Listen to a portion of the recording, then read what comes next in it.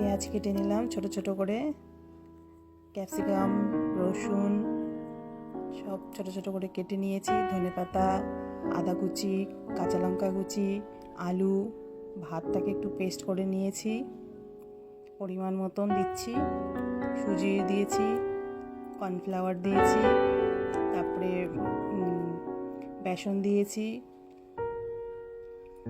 চালের গুঁড়ো দিয়েছি, সব পরিমাণ মতো যার যতটুকু ইচ্ছে দিতে পারো, আমার যতটুকু লেগেছে আমি ততটুকু দিয়েছি। তারপরে সব সবজিগুলোকে দিয়েছি যেগুলো আমি কেটে রেখেছিলাম, আলু দিয়েছি, কাঁচা লঙ্কা, রসুন, গাজর, মশলা দিয়েছি সব, লঙ্কার গুঁড়ো, হলুদের গুঁড়ো, জিরে গুঁড়ো, ধনে গুঁড়ো, সব মশলাগুলো পরিমাণ মতন দিয়ে দিয়েছি, যার যতটুকু পরিমাণ লাগবে। অয়েল একটু দিয়েছি, তারপরে সব ব্যাটারটাকে মিলিয়ে নিয়েছি, সব মিলিয়ে নিয়ে কিছুক্ষণ রেখে তেল গরম করে ব্যাটারটা পকোড়াগুলো ছোট ছোট করে দিয়ে দিয়েছি।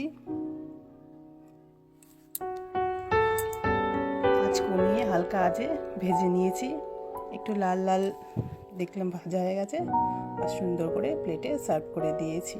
সন্ধ্যের টিফিন কেমন লাগলো সবাই একটু জানাবেন।